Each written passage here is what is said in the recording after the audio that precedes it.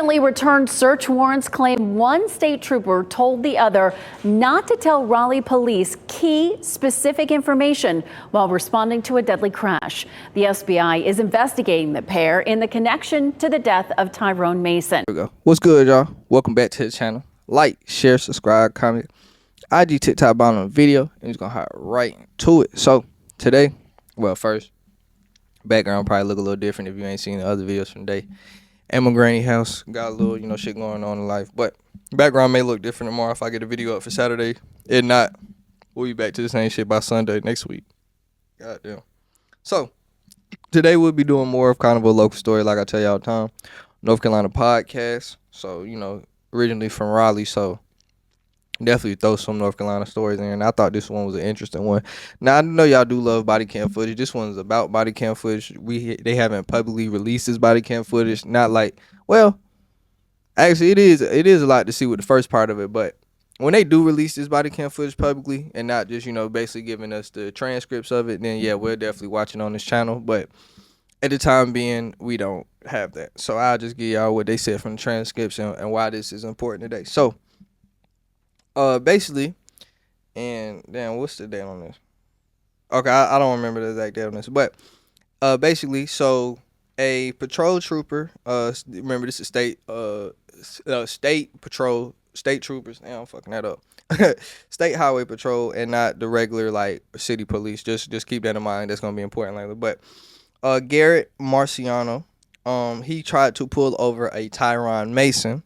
While trying to pull over a Tyrone Mason. Now, it's not exactly said if Tyrone was trying to flee him or what exactly happened, but while this happened, Tyrone Mason ends up crashing into a median and ends up dying from the crash. Now, originally when the story came out, it was proposed that, Tyrone Mason just ran into a median and just had a single car crash and just died, basically like that. The family wasn't trying to hear it. They, obviously they wasn't trying to see none of that. And somebody on the force actually ended up telling their mom, just from the circumstances, it looked like somebody had to be, trying to pull him over or chasing him. And what ends up happening and what's coming to life now is that was the truth. So what we're getting from these transcripts is that, like I said, Patrol Trooper Garrett Marciano, and he's talking to his sergeant, Matthew Morrison. And remember, Tyrone Mason is the victim. I know a lot of M last names, but Marciano and Morrison are the troopers, and Mason is the victim. So, like I said, it was first reported. So what we come to find out now, Marciano attempted to stop Mason on Capitol Boulevard near Wake Forest Road, and then this is where Mason crashes into the median. After this crash happens, Marciano then calls his sergeant Morrison. And Morrison asked him had he called in the chase, because now it looks like that it was a little bit. Well, now it looks like what I said. Responding to what I said earlier. Okay, now it's more of a chase. I should have said that, but Marciano says no. Morrison then told Marciano that the accident was a RPD problem, Raleigh Police Department. So Raleigh City Police problem. Like I said, these are state troopers talking to each other. And then Morrison also tells Marciano not to tell responding RPD officers that he tried to stop Mason before the accident. And then when asked by arriving RPD officers to the scene, Marciano then lies to the RPD officers and saying he was not trying to pull over and was not trying to pull Mason over, and that he just seen the smoke and debris. And yeah, that's a lot. So Mason Den's family then retained 2 high-profile civil rights attorneys. Basically, like I said, they knew from day one, and that the officers have been placed on administrative leave.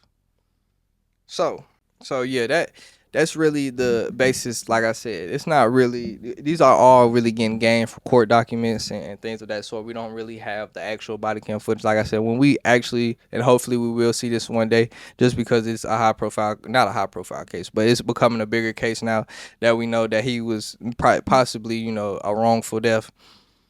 We definitely will watch it. But getting into it, so this is similar to when I did the body cam footage on the police officer that killed the dude who pulled the gun on the repo man twice. The reason I say that is because the thing about the police officer in the repo, man, he wasn't all the way in the wrong. His protocol about it was wrong. Knowing you're a police officer, you have to have a certain protocol to a situation. And Marciano and Morrison completely fucked up the protocol. Let's be honest. Y'all probably looking why I look like that. I'm in my granny house. I ain't trying to cuss too loud. But so what they end up obviously them having a conversation in line is the easiest problem to spot out. But him not calling in a chase, now I don't know how, like I said, we don't know yet because we don't get the body cam, so we don't understand the quickness of how he tried to pull over the chase and then Mason crashing into the median. So we don't understand the actual quickness of it. But you having basically a behind the scenes a call with your trooper saying that, yeah, I had a chase that I didn't call in, which is the fact that he asked him that first shows you that is proper protocol. You should be calling the chase in during, like, right before or during the chase. Well, I would say during, because you don't know, you just finna hop in the chase, but I would say during the chase. So he didn't call it in. On top of that, y'all are lying about it, and then y'all lied to another form of law enforcement, which is it's a crime if a human did it. So I know it's a crime another police officer, or not a police officer, another law enforcement branch do it. So yeah, I think, yeah, the fact they obviously haven't been charged criminally for anything like that, because it's gonna be hard to charge them criminally. It's a civil case, but I do think that the family will get some money in the wrongful death lawsuit. I don't know how much money they can really get in a wrongful death lawsuit, especially if they come to court arguing about, yeah, he took them on a high speed, but like I said, it's kind of the same. It's not the exact same, because pointing a gun at an officer definitely gonna get you killed, but it's just like, yeah, he wasn't the victim wasn't all the way in the right, is what I'm basically saying. It's like, yeah, he had some pertaining that he may have shouldn't have done, but should it have got him killed? And should they have lied about it and went on the way about it, acting like it wasn't anybody's fault? That's what's gonna get them in trouble. But yeah, it's a crazy scenario. I really hope that we do get the body cam footage, because I really would like to see this. But yeah, that's all I gotta really say though. Like, share, subscribe, comment. I do TikTok on the video, and we out.